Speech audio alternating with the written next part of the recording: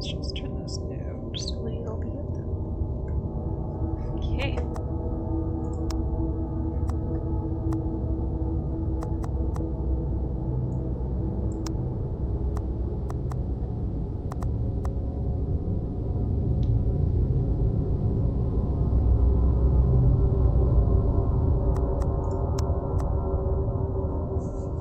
So is this better with the controller then? Oh, it is. Okay.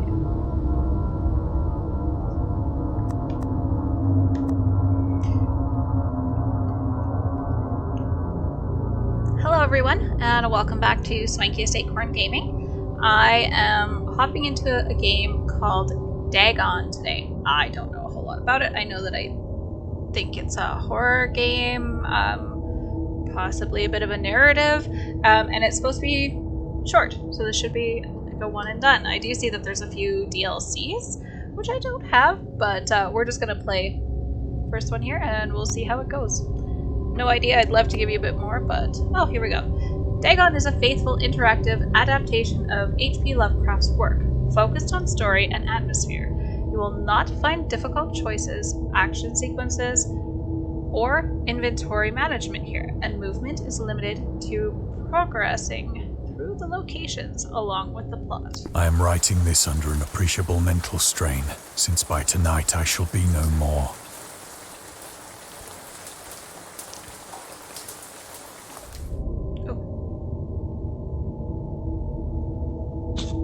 During the game, you'll encounter interactive elements, some of which will allow you to continue your journey. Others reveal interesting facts about the original short story, its historical background, and the author. Some of the trivia is hidden. In order to find these secrets, focus your eyes and look for the Elder sign. Okay? You can also access all of the found facts later. They will be available in the main menu. I was going to use a controller, but since it's just mostly a narrative, I'm actually just gonna go with my mouse, I think, on this one. Cool. Penniless, and at the end of my supply of the drug which alone makes life endurable, I can bear the torture no longer, and shall cast myself from this garret window into the squalid street below. Do not think from my slavery to morphine that I am a weakling or a degenerate. When you have read these hastily scrawled pages, you may guess, though never fully realize, why it is that I must have forgetfulness or death.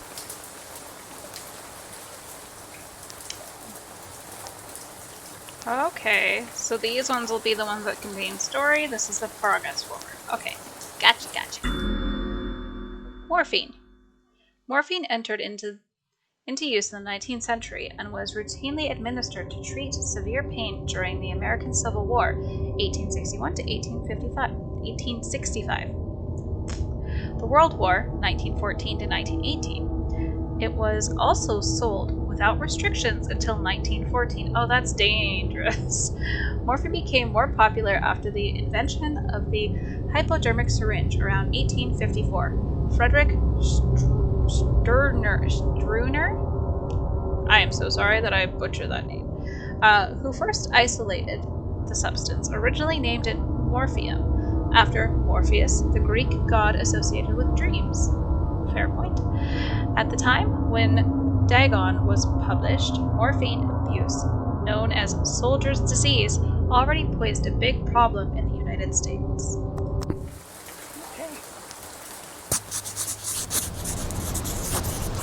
It was in one of the most open and least frequented parts of the broad Pacific that the packet of which I was supercargo fell a victim to the German sea raider.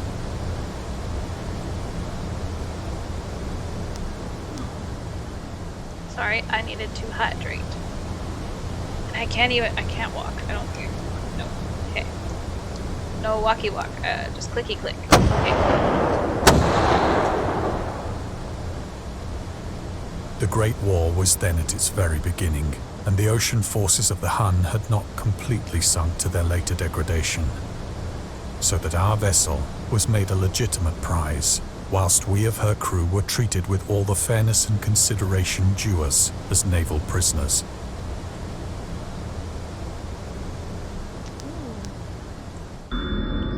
The Huns were Central Asian nomads who established a dominion in Europe and invaded the Roman Empire in the 5th century AD. They were known as brutal, deadly warriors and the masters of quick raids who also developed powerful composite bowels. They didn't develop composite bowels. They developed composite bows, lassos, and early siege weapons. During World War I, the British used the word Hun as a synonym for Germans in order to emphasize their brutality. However, the term originated when the German Emperor William II gave a speech to his troops on 27th of July 1900 before they embarked to China. Should you encounter the enemy, he will be defeated. No quarter will be given. Prisoners will not be taken. Whoever falls into your hands is forfeited. Just as 1,000 years ago, the Huns under their king Attila made a name for themselves, one that even today makes them seem mighty in history and legend. May the name German be affirmed by you in such a way in China that no Chinese will ever again dare to look cross-eyed at a German. The refusal to take prisoners was a clear breach of the laws and customs of war adapted during the First Hague Convention of 1899. I am so sorry. War is not my forte. I am very peaceful in myself, anyways. So liberal, indeed, was the discipline of our captors that 5 days after we were taken, I managed to escape alone in a small boat with water and provisions for a good length of time. I'm on a boat. Let's see if there's anything else. Gonna be a lot of reading in this one, which is fine. H.P Lovecraft is gonna get real funky because, you know. When I finally found Always myself does. adrift and free, I had but little idea of my surroundings. Never a competent navigator, I could only guess vaguely by the sun and stars that I was somewhat south of the equator. So pretty. Of the longitude, I knew nothing, and no island or coastline was in sight.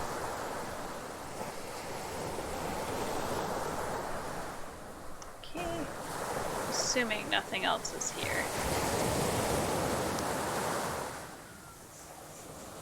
The weather kept fair, and for uncounted days I drifted aimlessly beneath the scorching sun, waiting either for some passing ship or to be cast on the shores of some habitable land. Not sure why we're doing this, but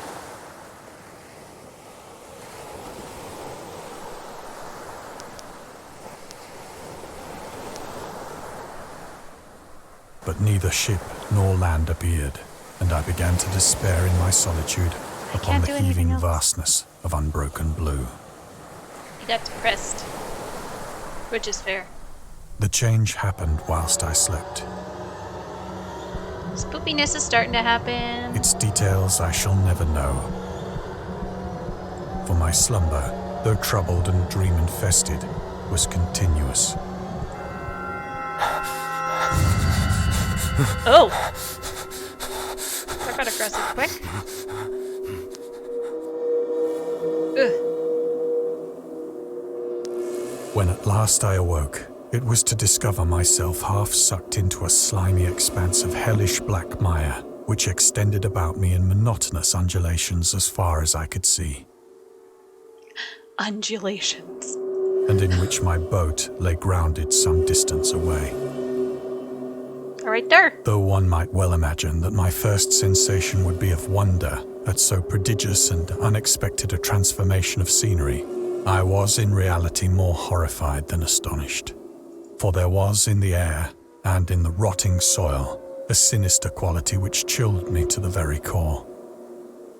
The region was putrid with the carcasses of decaying fish, and of other, less describable things which I saw protruding from the nasty mud of the unending plain. Yeah, I don't know what the heck you are, but you're a squid. Maybe. Perhaps I should not hope to convey in mere words the unutterable hideousness that can dwell in absolute silence and barren immensity. There was nothing within hearing and nothing in sight save a vast reach of black slime. Yet the very completeness of the stillness and the homogeneity of the landscape oppressed me with a nauseating fear. The sun was blazing down from a sky which seemed to me almost black in its cloudless cruelty, as though reflecting the inky marsh beneath my feet. That's a fish. I'm assuming some of these are squids and octopi. That didn't sound very good. As I crawled into the stranded boat, I realized that only one theory could explain my position. And what theory Through might that some be? unprecedented volcanic upheaval, a portion of the ocean floor must have been thrown to the surface, exposing regions for which innumerable millions of years had lain hidden under unfathomable watery depths. That'd be a task. So great was the extent of the new land which had risen beneath me that I could not detect the faintest noise of the surging ocean, straining my ears as I might. Nor were there any seafowl to prey upon the dead things. Yeah, I don't hear any birds. I'm looking around just in case I don't want to miss anything extra. For several hours I sat thinking or brooding in the boat, which lay upon its side and afforded a slight shade as the sun moved across the heavens. As the day progressed, the ground lost some of its stickiness and seemed likely to dry sufficiently for traveling purposes in a short time. That night I slept but little, and the next day I made for myself a pack containing food and water, preparatory to an overland journey in search of the vanished sea and possible rescue. I'm surprised he still has water left, actually. God. On the third morning, I found the soil dry enough to walk upon with ease. So I wonder if he tried walking and just like slip and slide right The through it odor all of the fish was maddening, but I was too much concerned with graver things to mind so slight an evil, and set out boldly for an unknown goal. The fuck is that? Alright. Okay. Onward we go. All day I forged steadily westward, guided by a faraway hummock which rose higher than any other elevation on the rolling desert. What the fuck? Okay, see, this is where I'd start getting a little more worried. No? No? Alright. We're gonna keep going forward. It's a whale. I still don't like this. Ugh. That night, I encamped, and on the following day still travelled Here? toward the hummock, though that object seemed camped here? scarcely nearer than when I had first espied it. Why does this seem like a good place to camp? I feel like you're in the middle of a monster.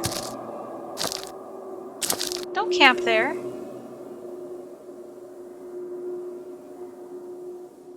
By the fourth evening, I attained the base of the mound, which turned out to be much higher than it had appeared from a distance. An intervening valley setting it out in sharper relief from the general surface. Too weary to ascend, I slept in the shadow of the hill.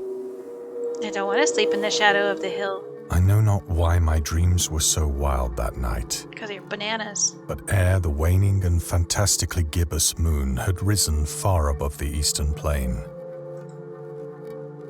I was awake in a cold perspiration, determined to sleep no more. So pretty. I love these games that just have such a great... I don't even know the word for it right now. Such visions as I Beautiful. had experienced were too much for me to endure again.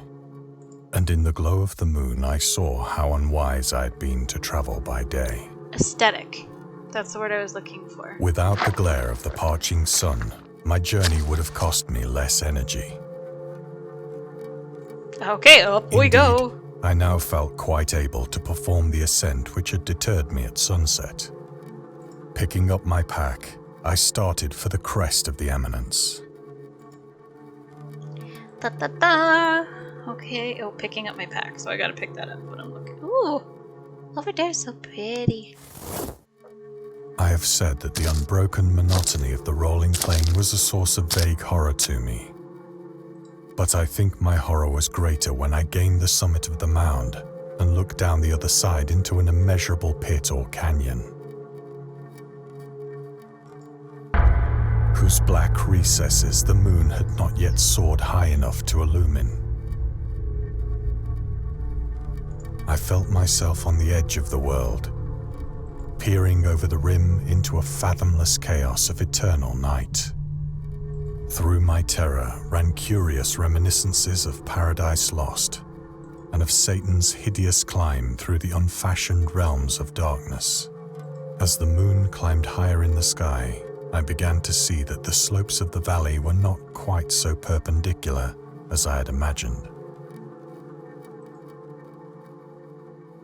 Why are we gonna, I don't want to go further Ledges and outcroppings of rock afforded fairly easy footholds for a descent,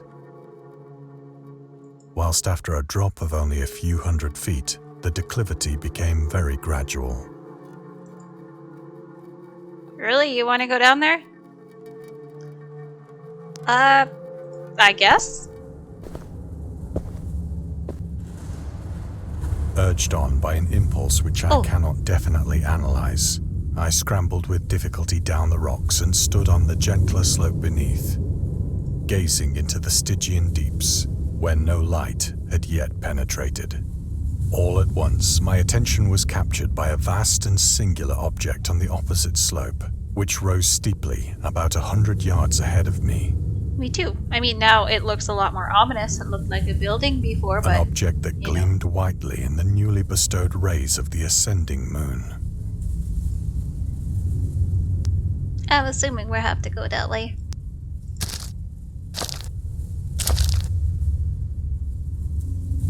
That it was merely a gigantic piece of stone, I soon assured myself.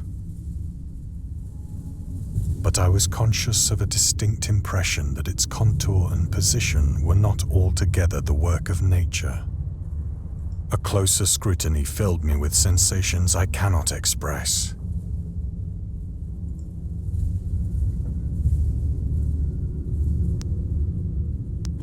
For despite its enormous magnitude and its position in an abyss which had yawned at the bottom of the sea since the world was young, I perceived beyond a doubt that the strange object was a well-shaped monolith.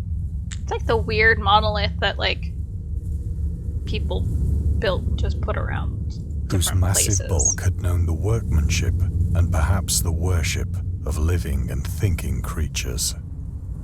I know that was a very broad statement, but I hope people know. Dazed and frightened, yet not without a certain thrill of the scientist's or archaeologist's delight, I examined my surroundings more closely. No, that's called walking forward, not examining closely.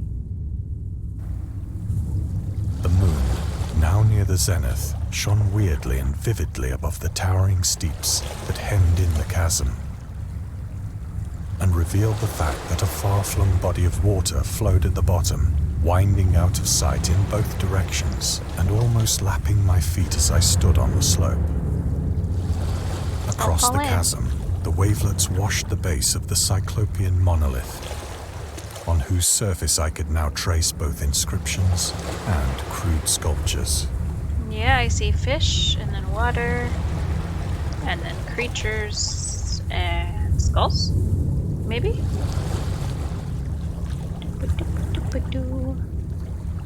The writing was in a system of hieroglyphics unknown to me and unlike anything I'd ever seen in books. Okay, I see sharks and turtles and alligators, and... consisting for the most part of conventionalized aquatic symbols such as fishes, eels, octopi, crustaceans, mollusks, whales, and the like. Several characters obviously represented marine things which are unknown to the modern world, but whose decomposing forms I had observed on the ocean-risen plain.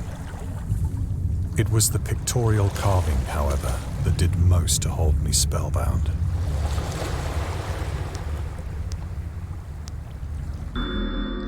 Oh, storytelling methods.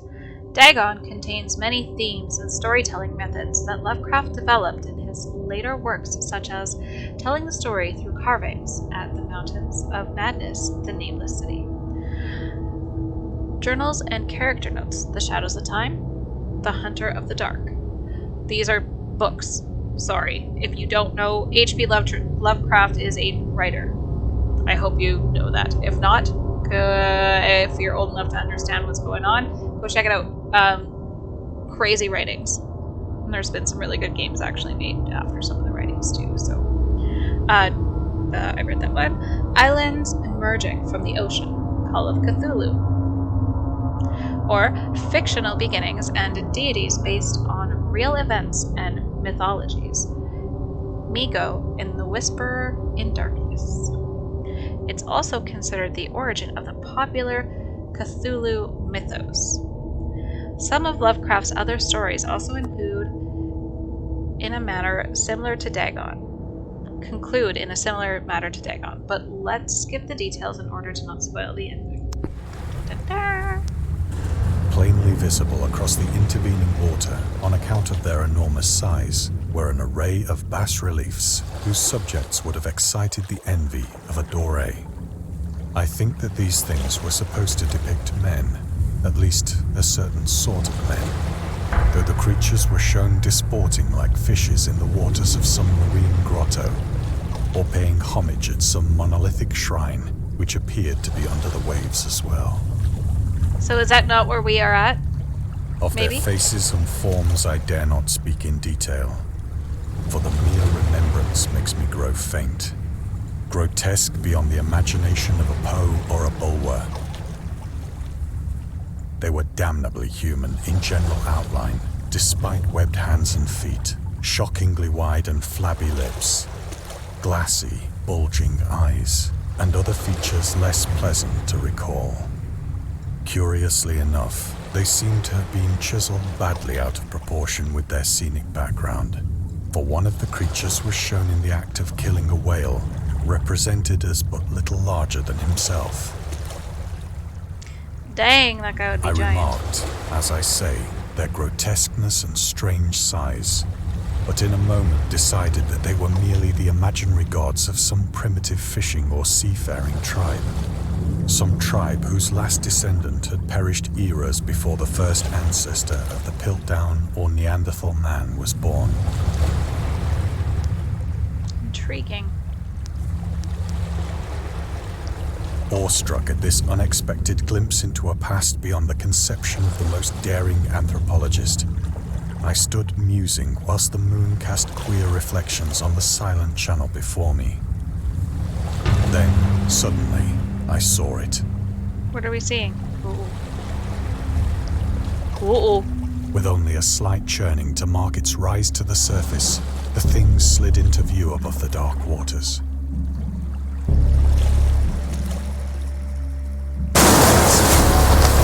Loathsome, it darted like a stupendous monster of nightmares to the monolith, about which it flung its gigantic scaly arms, while it bowed its hideous head and gave vent to certain measured sounds. Oh.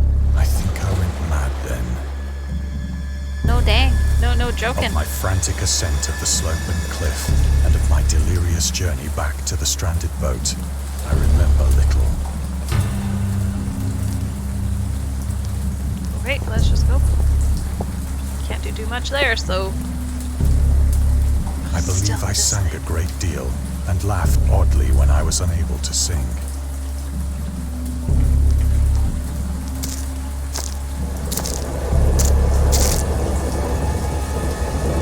I have indistinct recollections of a great storm sometime after I reached the boat. At any rate, I know that I heard pearls of thunder and other tones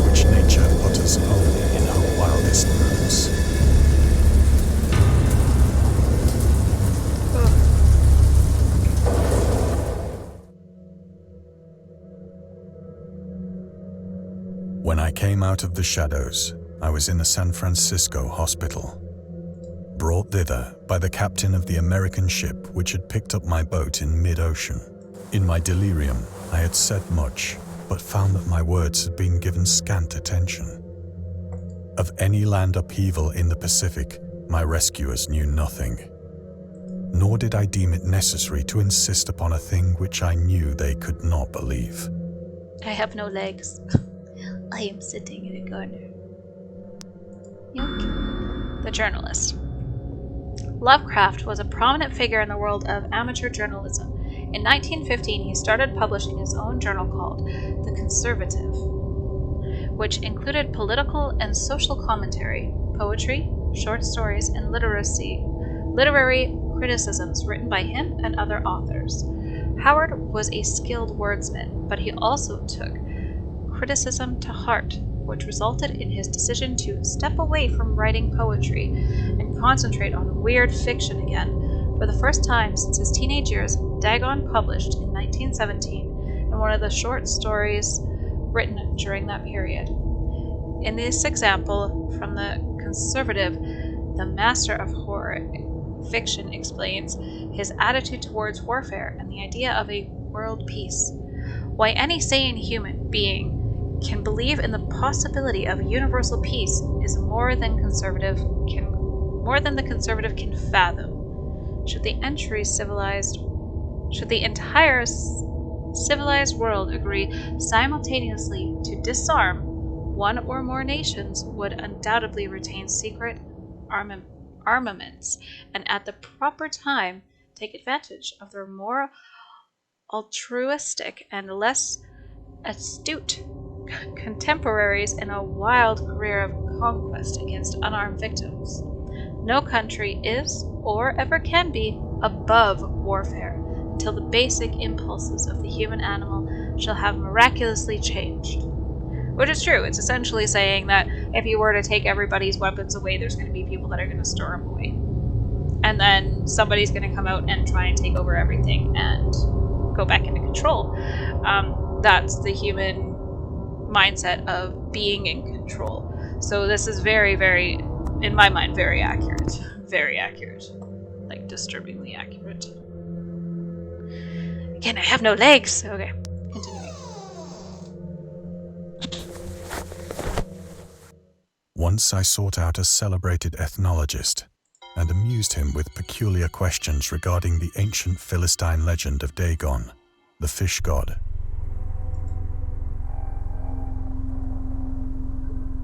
Okay. Badoop. Dagon. Dagon was the main deity of the Philistines, worshipped throughout the Middle East as the ancient god of fertility and crops. In Hebrew, the word Dagon was a common noun for grain. The rulers of Akkad, Mesopotamia, choose him as the patron saint of their war conquests. He also appeared as the judge of the dead in an Assyrian poem and an underworld prison warder in one of the Babylonian texts. He is often mistakenly taken for a fish god due to the wrong interpretation of his name, as in Hebrew the word dag means fish.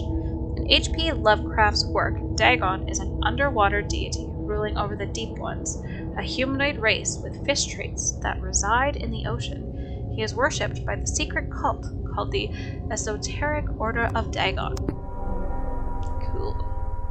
I think that's actually one I have not read of his. Maybe that's something I gotta go into and read it.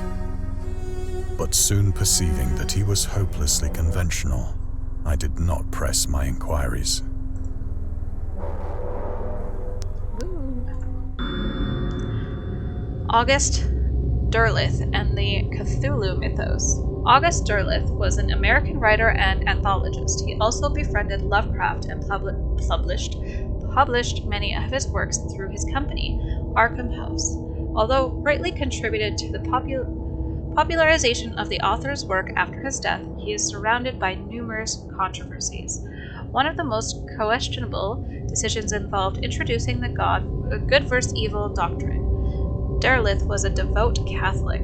to the Cthulhu mythos, which contrasted with Lovecraft's view of the world and his approach to cosmic horror. As a result, the author's works are often misunderstood and misinterpreted in today's culture.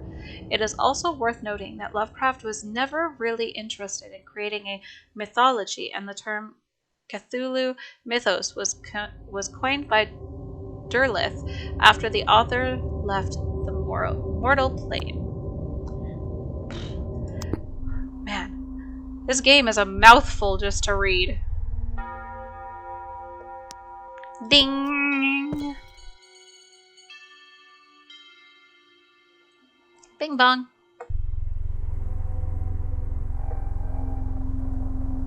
No? I don't know. I don't think it missed anything there. If it did. It is at night, especially when the moon is gibbous and waning, that I see the thing. I tried morphine, but the drug has given only transient surcease and has drawn me into its clutches as a hopeless slave. So now I am to end it all, having... Oh, sorry. Now I am to end it all, having written a full account for the information or the contemptuous amusement of my fellow men. Oh. Lovecraft on tobacco and alcohol. Lovecraft hated tobacco, even though he used to smoke when he was 12, in order to look and feel like an adult. In his correspondence with friends, Reinhard Kleiner, he claimed that he quit as soon as he started wearing long pants. He also had a very strong opinion about alcohol, as evidenced by his letter to Zelia Brown, dated 13th of February, 1928.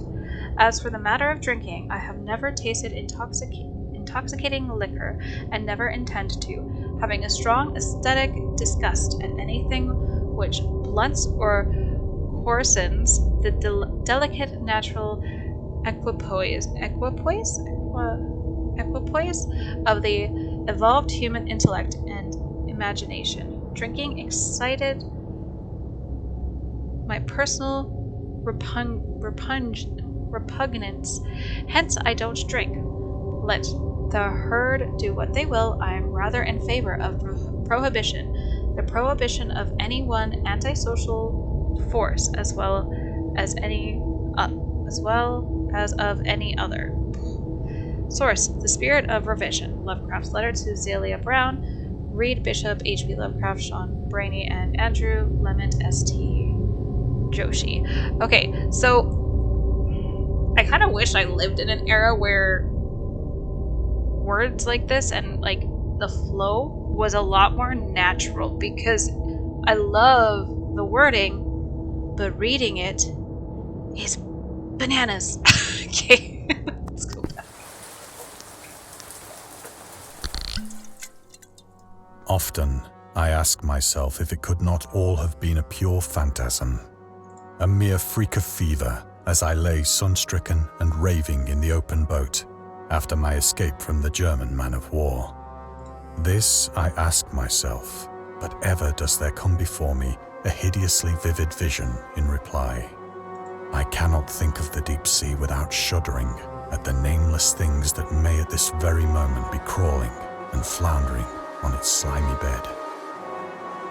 You didn't have to describe it that way. Worshipping their ancient stone idols and carving their own detestable likenesses on submarine obelisks of water-soaked granite. That's a big fish. I dream of a day when they may rise above the billows to drag down into their reeking talons the remnants of puny, war-exhausted mankind. Of a day when the land shall sink and the dark ocean shall ascend amidst universal pandemonium. Oh.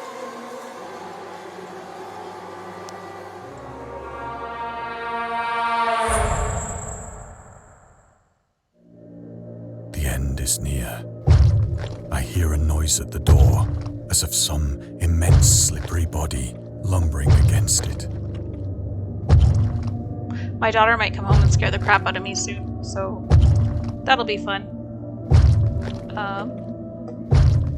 Oh my god. I can't do anything. Okay. find me. Hide!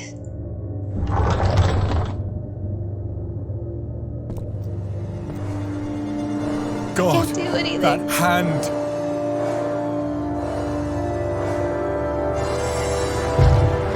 The window! The window! Yeah. Oh. Oh. Oh, we're gonna die. We're gonna jump out the window.